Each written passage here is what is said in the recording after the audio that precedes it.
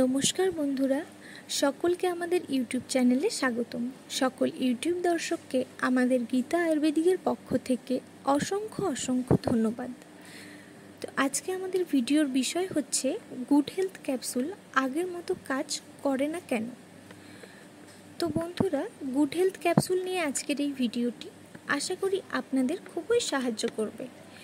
বিশেষ করে তাদের জন্য এই ভিডিওটি যারা জানতে চান যে গুড হেলথ ক্যাপসুল আগের মতো কাজ করছে না কেন। এই ভিডিওর মাধ্যমে আপনারা সমস্ত প্রশ্নের উত্তর পেয়ে যাবেন, তাই ভিডিওটি শেষ পর্যন্ত দেখতে থাকুন। সবার আগে জানব এই নতুন গুড হেলথ ক্যাপসুলের বিষয়ে। তো বন্ধুরা, নতুন এবং পুরনো গুড হেলথ ক্যাপসুলের উপাদানের মধ্যে তো কোনো পার্থক্যই নেই, শুধু এটার দামটা বেশি, বাকি সব কিছু একই রকম।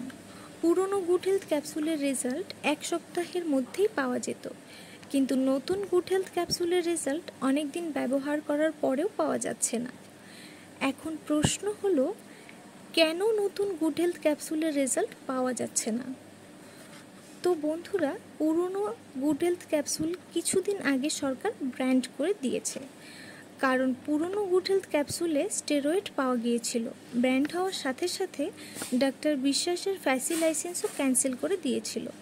এখন যেই ফ্যাসি লাইসেন্স ছাড়া গুড হেলথ ক্যাপসুল পাওয়া যাচ্ছে সেটায় স্টেরয়েড নেই, তাই এটার রেজাল্ট পেতে দেরি হচ্ছে বা রেজাল্ট পাওয়াই যাচ্ছে না।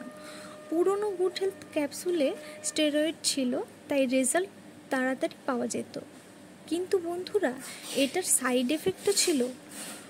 যদি আপনারা পুরনো গুড হেলথ ক্যাপসুল ব্যবহার করে থাকেন এবং এখন নতুন গুড হেলথ ক্যাপসুল ব্যবহার করছেন, তাদের রেজাল্ট পেতে দেরি হবে।